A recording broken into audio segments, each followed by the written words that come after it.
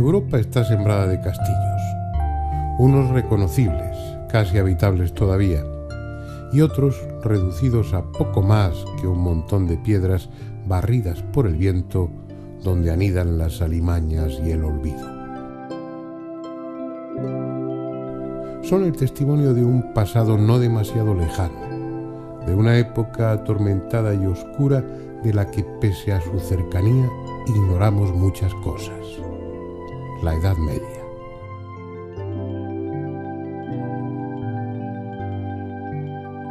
Dentro de sus paredes se decidieron guerras, se vivieron intrigas, se concertaron matrimonios y alianzas. Se gestó, en fin, esa parte visible de la historia en la que caben por igual las hazañas más heroicas y los hechos más miserables.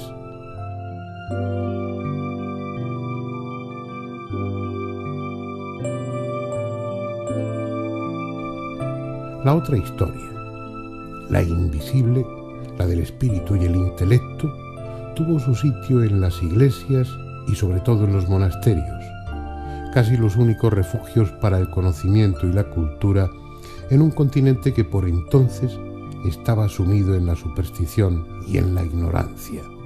Todos y cada uno de esos vetustos edificios tiene mucho que contar. Quizá luego volvamos a alguno de ellos. De momento, son solo el pretexto para acercarnos a dos enigmas de esa Europa medieval que acaso tuvieron mucho en común: los templarios y el Grial.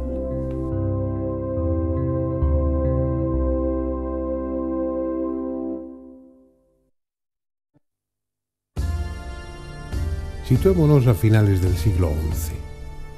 El pretendido fin del mundo no había llegado con el año 1000 y, al parecer, la bestia del apocalipsis iba a seguir encadenada por lo menos otros 1000 años más. Pero la angustia que ese temido acontecimiento había desatado en todo el orden cristiano fortaleció el poder de la Iglesia hasta extremos nunca antes alcanzados. Jerusalén y los santos lugares se convirtieron en la meta para multitud de peregrinos que querían ver con sus propios ojos y sentir bajo sus propios pies el escenario donde sucedieron los hechos que cimentaban su fe. Aunque en manos árabes, los califas de Bagdad y de El Cairo no ponían apenas objeciones a la presencia de los cristianos, que podían recorrer libremente la, para ellos, Tierra Santa. Pero esa tolerancia no iba a durar mucho tiempo. Los turcos conquistaron la ciudad de Jerusalén en el 1090 y con ellos se cerraron sus puertas a la cristiandad. El Papa Urbano II no tuvo dificultad en convencer a reyes y nobles de la urgente necesidad de rescatar los santos lugares, y en el 1095, en el Concilio de Clermont, prometió indulgencias y otras medidas de gracia para todos aquellos que se incorporaran a tan sagrada empresa. Fue una larga y sangrienta campaña en la que los cristianos no se distinguieron precisamente por su benevolencia. En julio de 1099, el último reducto de los turcos, la mezquita construida sobre el antiguo templo de Salomón, fue arrasada en un auténtico baño de sangre.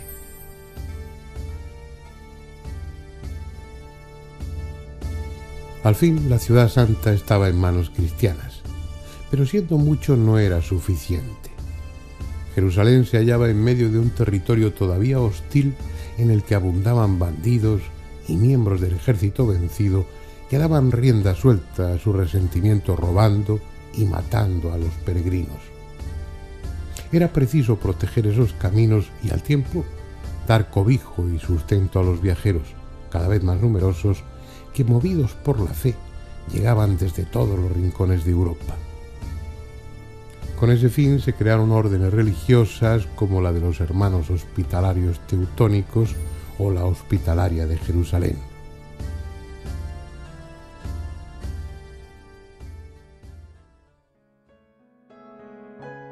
En ese ambiente y bajo esas circunstancias nació en 1118 una humilde, casi insignificante orden, la de los pobres caballeros de Cristo, que estaba constituida por tan solo 9 hombres. Sus fundadores, Hugo de Páñez y Godofredo de Sena de Mar, y otros 7 caballeros franceses.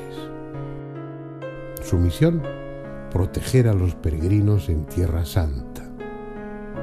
Una noble e ingente tarea para 9 hombres que representaban el ideal de los caballeros cristianos, monjes y soldados a un mismo tiempo, comprometidos por un juramento de obediencia, de pobreza y de castidad.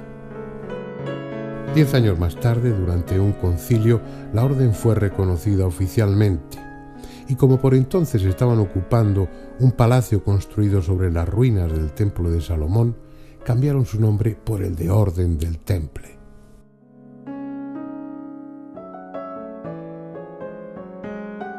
«186 años después, en marzo de 1314, siendo rey de Francia Felipe IV el Hermoso y Clemente V el Papa, los templarios dejaron de existir. Tras un largo juicio que había llevado a la mayoría de sus miembros a la hoguera, el gran maestre de la orden, Jacobo de Molay, ardía también en la pira, cerrándose así uno de los capítulos más misteriosos de la historia del medievo europeo. ¿Pero por qué?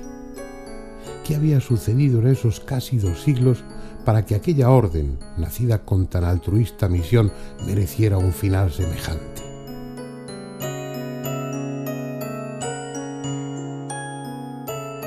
Hablemos de ello mientras contemplamos algunas de sus iglesias y castillos.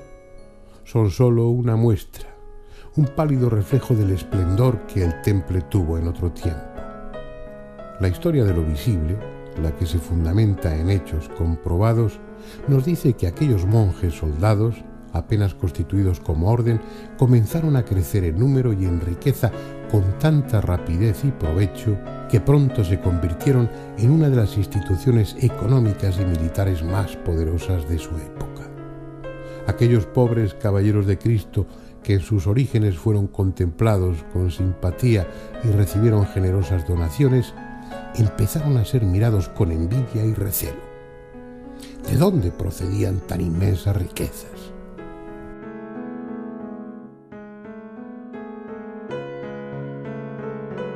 Se fue extendiendo el rumor de que durante su estancia en Jerusalén habían explorado los túneles que rodean el Templo de Salomón y abierto otros nuevos hasta dar con un fabuloso tesoro.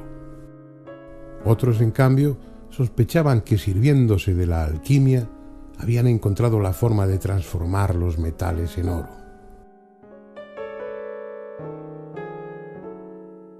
Lo más probable es que fuesen rumores sin fundamento y su prosperidad proviniese de la hábil inversión de las muchas donaciones recibidas y de otras fuentes, entre ellas la explotación de antiguas minas de plata, como las de Hien de la Encina, excavadas ya en tiempos de los romanos. En cualquier caso, y aunque parte de ellos se dedicaran a tareas económicas y administrativas, los templarios seguían siendo monjes y soldados en continua campaña, defendiendo los caminos y luchando contra los árabes. España era en esos siglos un escenario turbulento que requería constantemente de sus servicios.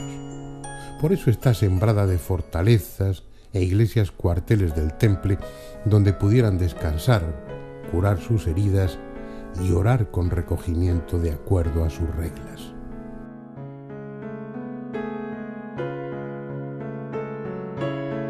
También, cuando las circunstancias lo requerían, eran bien recibidos en los monasterios del Císter, la orden religiosa con la que les unía fuertes lazos.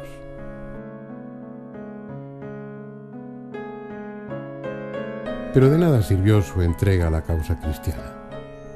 Pudo más la avaricia de Felipe IV en connivencia con un papa corrupto, ansiosos ambos de acabar con el poder de la orden del Temple y, sobre todo, de incautar y repartirse su enorme patrimonio. En un juicio que duró 7 años, acusados de herejía y sometidos a las más atroces torturas, numerosos caballeros templarios, sobre todo los que desempeñaban cargos relevantes, terminaron por confesar cuanto sus interrogadores quisieron, incluidos los principales y disparatados cargos que pesaban contra ellos. Negar que Cristo fuese el Mesías, adorar a ídolos, entre ellos a uno con forma de diablo que llamaban Baphomet, entregarse a todo tipo de perversiones sexuales individual y colectivamente, escupir a la cruz y orinar sobre ella durante sus ceremonias, y un largo etcétera de acusaciones similares. Gran parte de ellos fueron quemados en la hoguera, y todos, en ese trance, negaron públicamente que fuese cierto lo que bajo tortura se habían visto obligados a confesar.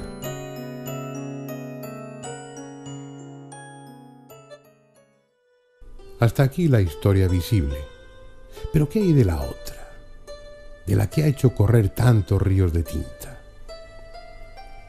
La mayoría de los autores coinciden en que las acusaciones que Iglesia y Estado vertieron sobre ellos eran pura patraña, pero al tiempo atribuyen a los templarios profundos conocimientos ocultistas, considerándoles más una secta de carácter esotérico que una orden estrictamente cristiana, o cuando menos que contemplaron los evangelios y la figura de Cristo desde una perspectiva heterodoxa, abierta a otras religiones y a otras formas de pensamiento. En este terreno todo son conjeturas, por más que alguno de esos autores se empeñen en lo contrario, entre otras cosas porque si algo caracterizó a los templarios fue el secretismo. Además de los votos de castidad, pobreza y obediencia, el neófito se comprometía con un juramento de silencio que, dados los tiempos que corrían, significaba la muerte si era quebrantado. Así pues, lo que sucedía durante sus ceremonias en criptas como esta queda a la imaginación de cada cual.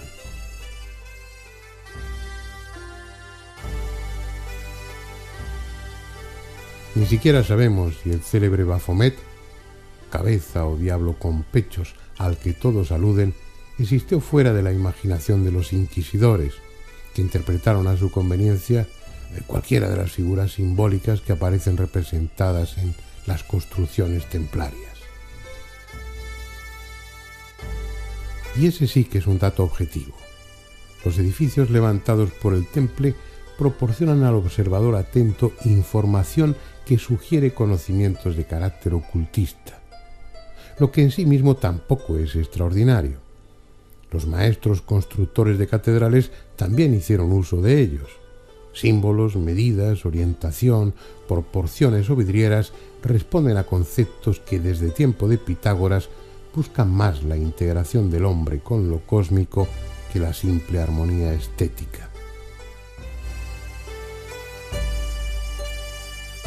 La arquitectura templaria es reconocible.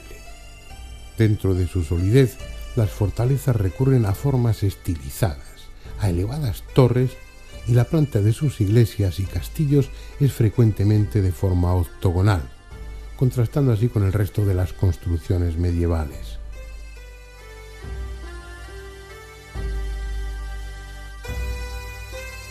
Tampoco elegían los emplazamientos por razones arbitrarias o puramente estratégicas.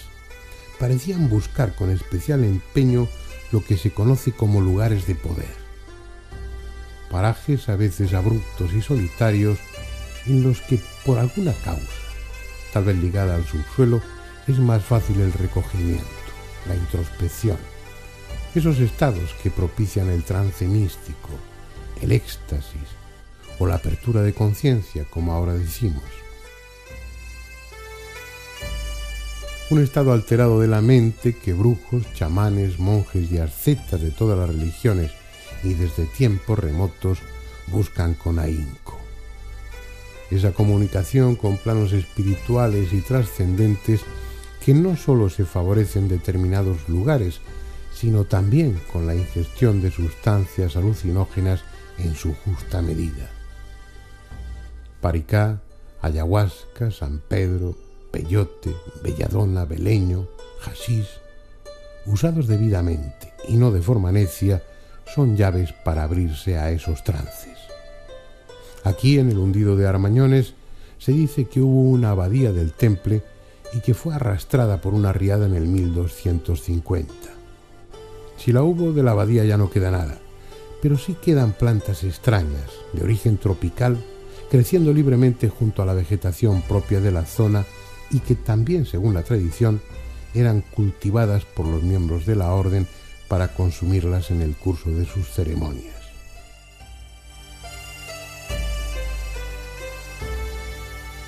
Y ya que no podemos hablar de certidumbre, consideremos si al menos hubo oportunidad y tiempo para que los templarios se iniciasen en esos saberes ocultos que muchos les atribuyen. Desde su fundación y durante 7 años estuvieron en Jerusalén, y no deja de ser curioso que instalados precisamente sobre el centro místico por excelencia, el Templo de Salomón, en donde ahora está la Mezquita de la Roca, esa piedra en la que Abraham dialogó con Yahvé y sobre la que estuvo a punto de sacrificar a su hijo, la misma roca desde la que Mahoma emprendió un viaje al cielo para encontrarse con ese mismo Dios.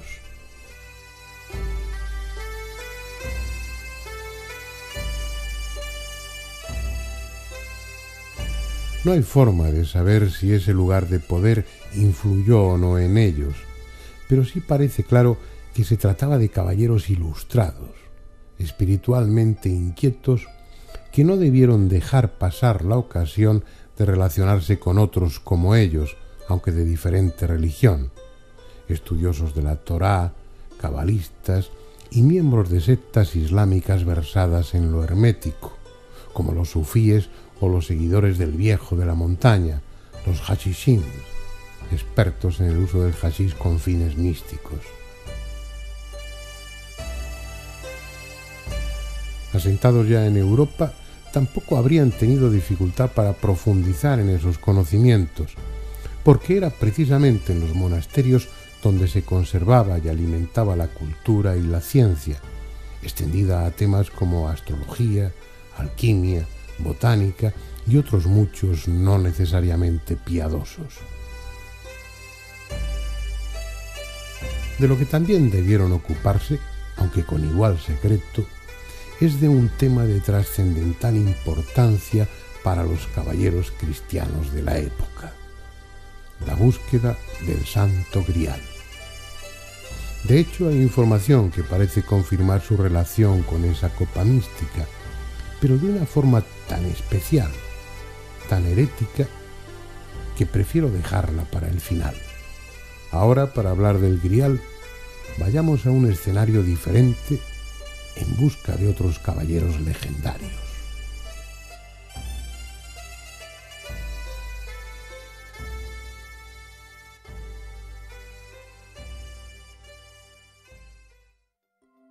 Este es el hermoso y apacible paisaje de Gales, en el oeste de Inglaterra. Tierra de leyendas en la que todo fue posible, sembrada de extraños monumentos, de santuarios levantados hace 4 o 5.000 años.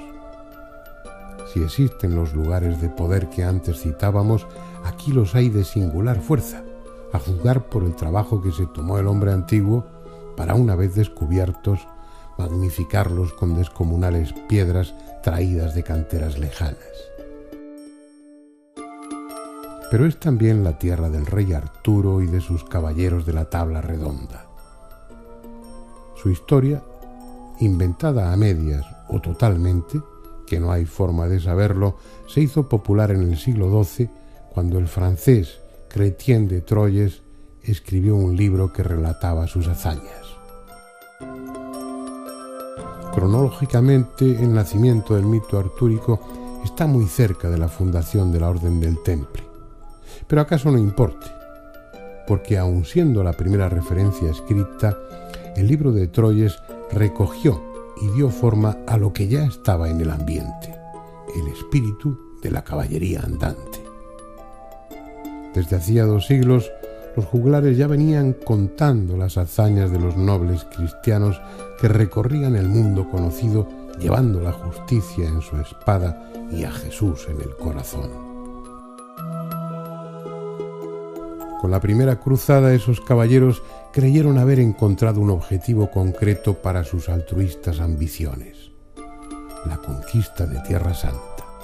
Pero pronto descubrieron que en ella no estaba lo que buscaban. Aquel territorio conquistado se hallaba lleno de recuerdos importantes para un cristiano. Él estuvo aquí, anduvo por este camino, murió en este lugar, fue enterrado aquí. Sin embargo, eran solo eso: sitios, caminos, huertos. Jesús ya no estaba allí. Puede decirse que aquellos de los caballeros que volvieron lo hicieron cargados de reliquias y de aventuras que contar, pero en el fondo tan vacíos como cuando emprendieron el camino. Seguían necesitando un ideal, algo espiritual y al mismo tiempo tangible, algo como el Santo Grial. No eran frailes ni místicos, eran hombres de acción, y en sus conceptos no cabía que aquello que buscaban no estaba afuera, en lugares remotos cargados de peligro, sino dentro, en el fondo de ellos mismos. Solo algunos, los más afortunados, terminarían descubriendo esa verdad. ¿Pero qué era el Santo Grial? En principio era el cáliz que utilizó Jesús durante la última cena para instaurar la Eucaristía. El mismo cáliz que, según una piadosa tradición, usó después José de Arimatea para recoger parte de la sangre vertida por Jesús durante su crucifixión. Centrémonos por el momento en esa copa como objeto físico y tratemos de seguir históricamente su pista. Cuando no hay documentación escrita, hay que recurrir como fuente a la tradición, algo que los historiadores hacen de continuo. Según esa tradición, en el año 258, entre las reliquias que el Papa Sixto II hizo sacar de Roma ante el riesgo de un saqueo, estaba el Santo Cáliz. Eran tiempos difíciles para la Iglesia romana, así que no hubo protocolo alguno. El diácono Lorenzo, que luego sería torturado en una parrilla y elevado a la santidad, se lo entregó a un soldado amigo para que lo llevase a España y lo pusiese en manos de sus padres, que vivían en Loreto, entonces a las afueras de la ciudad de Huesca. Debió hacerlo así, porque, y ya son datos históricos, el obispo Vicencio mandó construir una iglesia en el 553 para conservar el cáliz. Aunque reformada, la iglesia sigue existiendo y se la conoce como la de San Pedro el Viejo.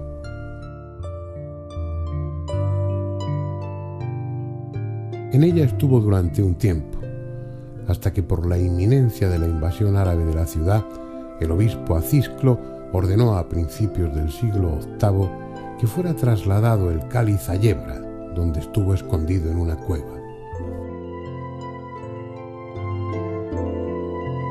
De ahí pasó a la ermita de Santa María, hoy de San Adrián, cerca de Borau, todavía en tierra oscense.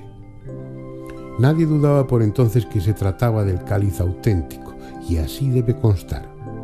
Prueba de ello es que el rey Ramiro I hizo construir en Jaca una catedral para que tan importante reliquia estuviese en un marco adecuado. Eso fue en el 1044.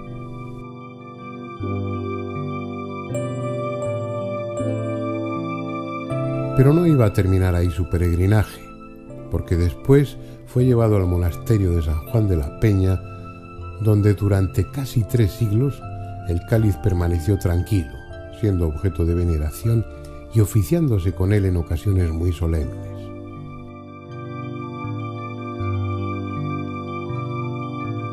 En 1399, el rey de Aragón, Martín el Humano, decidió que debía estar en la capital y ordenó que fuese llevado a Zaragoza, donde estuvo en 2 capillas reales, hasta que el 18 de marzo de 1437 fue entregado solemnemente a la Catedral de Valencia por decreto del rey Alfonso V el Magnánimo, y en la Catedral de Valencia está desde entonces.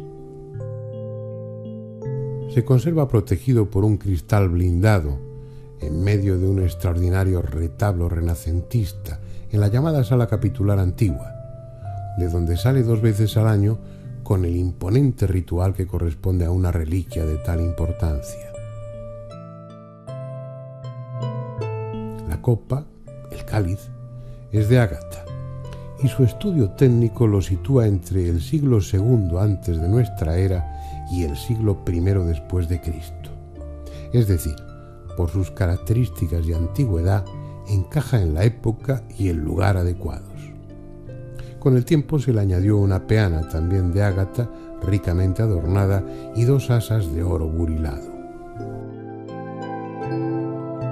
Si es ciertamente el cáliz que usó Jesús durante la última cena, nadie puede afirmarlo, al menos con total seguridad. Pero la tradición así lo sostiene desde hace 18 siglos. Y de todos los cálices que pretenden ser el auténtico, este es el único que puede lícitamente aspirar a ese título. Sin embargo, aun siendo probablemente el verdadero, este cáliz poco o nada tiene que ver con el grial que buscaban los caballeros del rey Arturo. Dice la leyenda que José de Arimatea abandonó la tierra de Israel y llegó al país de Gales trayendo consigo el cáliz. También le acompañaban sus discípulos, con los que habría fundado la primera mesa del Grial, en recuerdo de la última cena. Aquí, en Glastonbury, levantó, siempre según la tradición, la primera iglesia cristiana de las islas, donde al menos por un tiempo permaneció el Santo Cáliz. Ya no está, si es que alguna vez estuvo, y es lástima, porque este enclave tan cargado de romanticismo y donde el bienestar, la paz interior, es experimentada hasta por los visitantes menos sensibles, sería el marco idóneo para un símbolo como ese.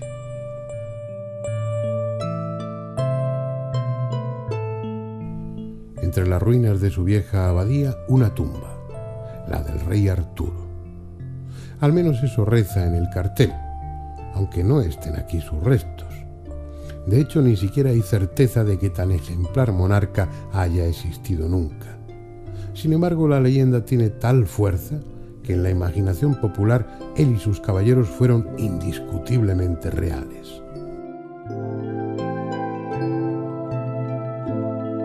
La cuestión ahora es que, de acuerdo a esa saga legendaria, cuando Merlín, el druida cristianizado, crea la tabla redonda en torno a la que se sientan Arturo y sus caballeros, el grial ya no está en Glastonbury, ni en sitio alguno reconocible.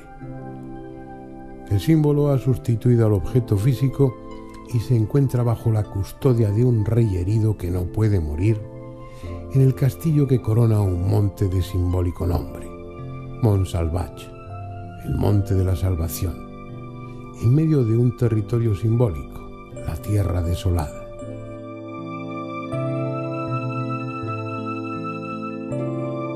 Por eso, cuando un día de Pentecostés el grial radiante se aparece sobre la tabla redonda, incitando a los caballeros a ir en su busca, estos no saben a dónde deben dirigirse.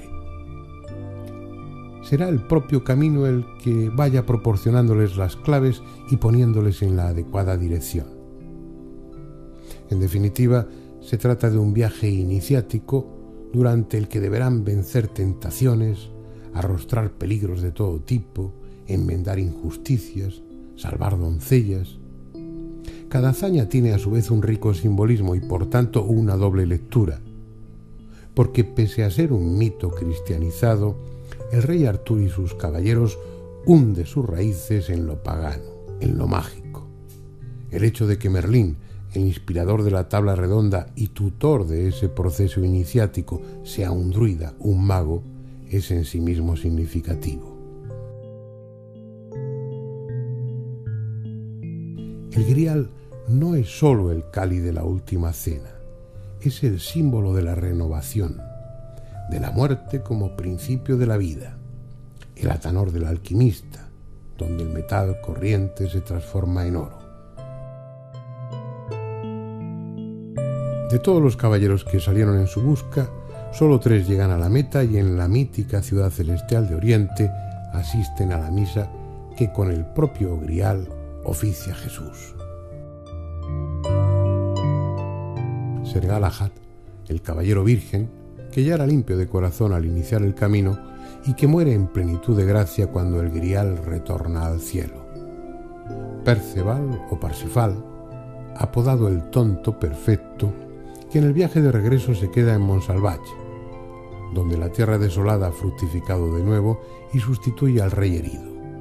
Y Bors, el hombre corriente, que ya ha dejado de serlo y que será el único que vuelva a Camelot a relatar lo sucedido. Ninguno se ha quedado con el cáliz, porque la lección última de la leyenda artúrica es que el Grial, cuya posesión entraña la inmortalidad y el poder absoluto, solo puede ser alcanzado por el que ya no lo necesita, por el que, tras recorrer con éxito ese camino de iniciación, descubre que el Grial, el símbolo de la divinidad, ha estado en su propio interior durante todo el tiempo.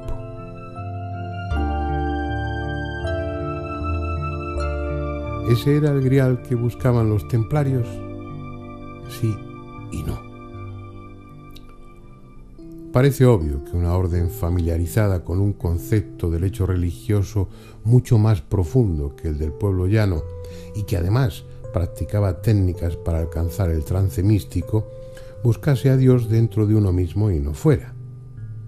Pero según deducen algunos investigadores, los templarios, más que buscadores, se consideraban custodios del Grial, dándole a esa palabra otro sentido, el que se deriva de su raíz gaélica y que no alude al continente, es decir, al cáliz, y sí al contenido, esto es, a la sangre de Cristo. Pero la sangre de Cristo no como tal, sino nada menos que como estirpe.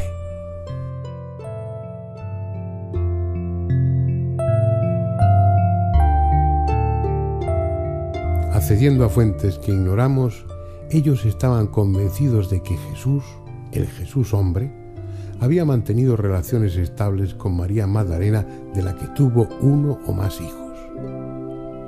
Presuntamente sabían también quiénes eran los descendientes, y su tarea como custodios era proteger ese linaje hasta que, llegado el momento adecuado, uno de sus miembros pudiese acceder al trono de un país europeo, quizá Francia. ¿Hasta qué punto eso pudo influir en la sangrienta disolución de la orden a manos de Felipe IV? Es algo que, aun teniendo sentido, pertenece al terreno de la simple especulación. Aunque herética, la idea de una posible descendencia de Jesús no es tan descabellada y ha estado y sigue estando en la mente de muchos. Varias dinastías inglesas medievales trataron de legitimarse aduciendo esa descendencia en línea directa de Jesús. Y en este recién terminado siglo, ese era el argumento con el que algunos grupos influyentes aspiraban a restablecer la monarquía en Francia y sentar en su trono a uno de los descendientes de esa estirpe. Fantástico, tal vez, pero también posible. Ese, como otros secretos, quedó sepultado junto a los restos de los últimos templarios.